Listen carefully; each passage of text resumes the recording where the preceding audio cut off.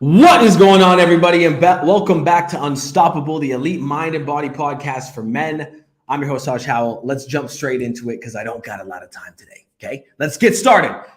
First and foremost, topic of the podcast is how to lose 30 plus pounds without doing crazy diets. So I want to share with you guys the exact strategy that I use with every single one of my clients. So far to date, I've helped 412 men completely transform their bodies. So this stuff works time and time again. And I want to give you the 4-step strategy that I use with every single one of them. The first step is to, number one, create an environment in the body for fat loss. Okay. Now, what do I mean by that? It's very difficult for most people to lose weight. And I'll tell you why. There's a couple of reasons. Reason number one is because most people, okay, around 65% of North Americans have some form of insulin resistance and they don't even know it, which means that with the presence of insulin in the body, it's very hard to lose fat. And the reason why is because insulin binds to fat cells. If insulin binds to fat cells, it makes them very hard to burn and it's not a good time. So what happens is most people think they need to do something like keto. So they jump on a crazy diet, they lose a bunch of weight really quickly, but then they go back to eating carbs. And they gain all their weight back.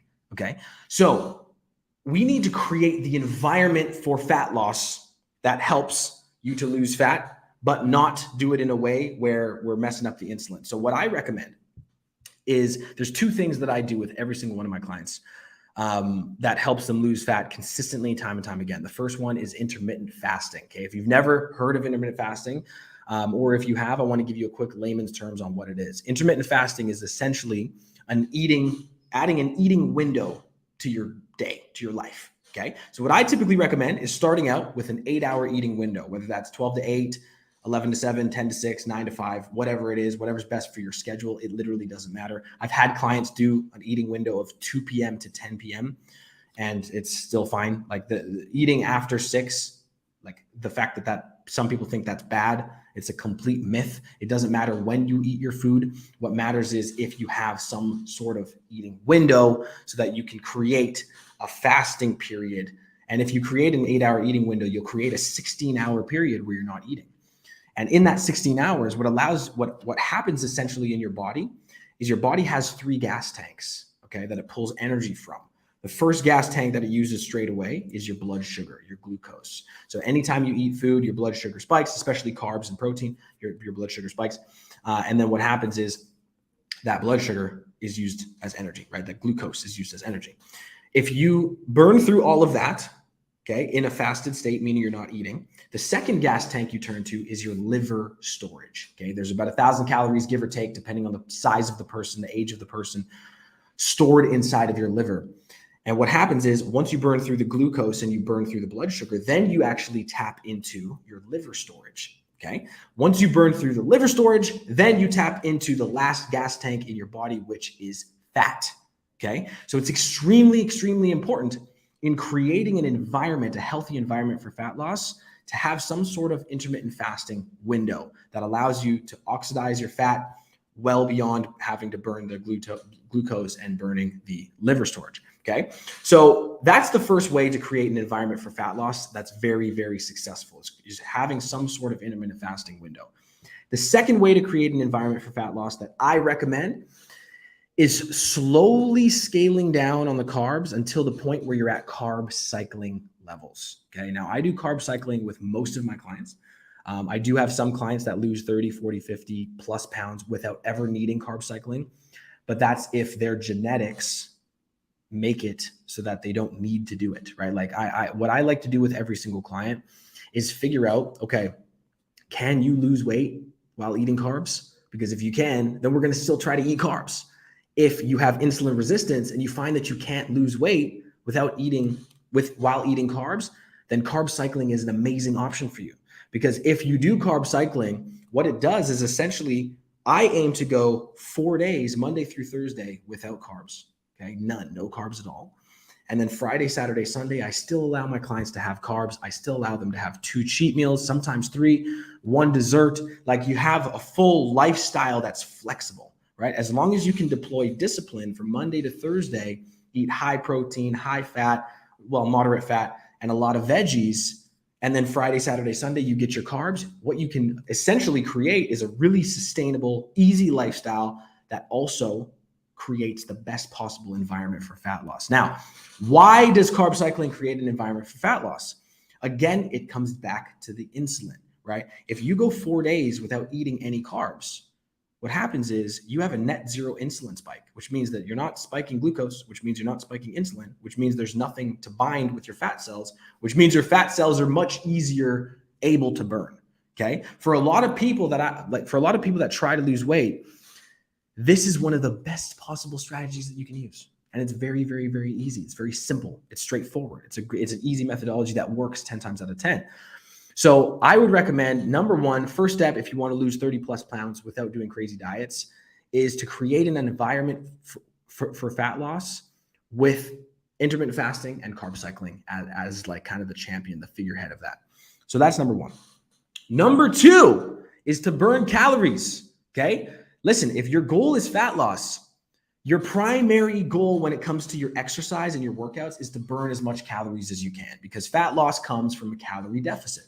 So when you do your exercise, instead of focusing on bodybuilding, powerlifting, getting stronger, what I recommend for my clients, especially if you have 30 plus pounds to lose, is to focus on high intensity workouts that burn a ton of calories and focus on getting steps in, right? Getting enough steps in each day allows you to burn calories just from movement over time, allows you to move your body more. And then if you focus on high intensity workouts, the amount of calories you burn in those high intensity workouts in 20 minutes, 30 minutes equals the same amount of calories you burn in an hour-long bodybuilding session.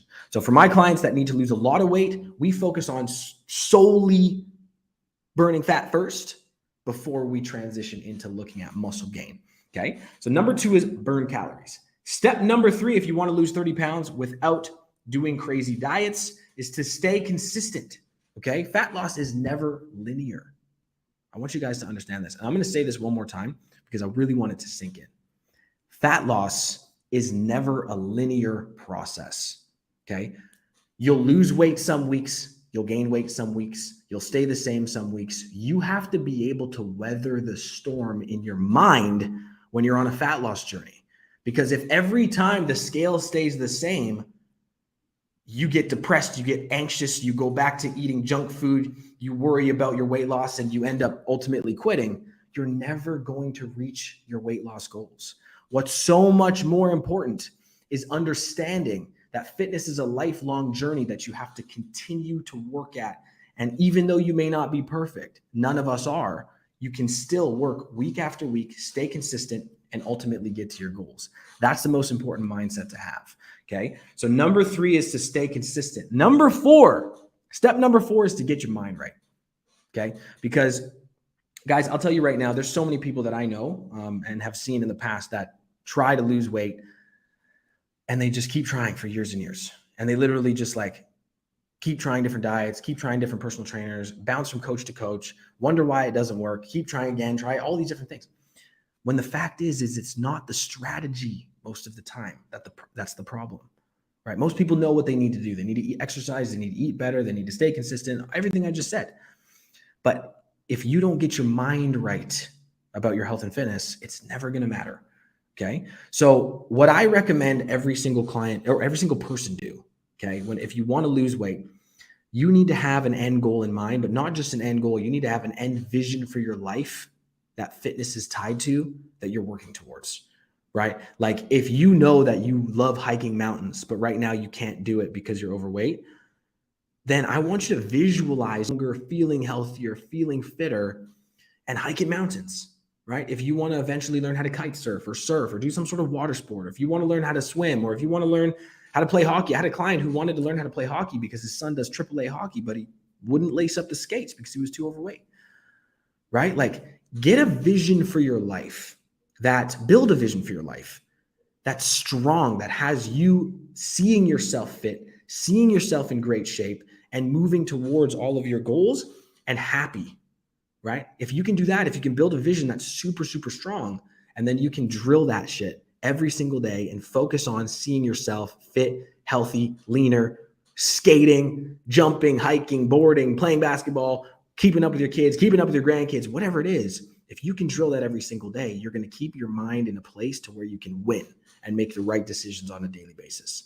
All right, guys. Now listen, This is a quick podcast because I got a bunch of stuff I got to do today, but I hope you guys got some immediate value. If you want to start losing weight this summer, I'm going to encourage you guys right now to DM me with the word FIT, and I'll send you over some information on my 14-day free Fit for Summer challenge. If you want to lose 5 to 10 pounds over the next 2 weeks and kickstart your fitness journey, or if you want to take it to the next level in your fitness journey, then I want you to DM me the word right now, FIT, F-I-T, on Instagram, and I'll send you over some information. All right, guys, I'll see you in the next one. Take care.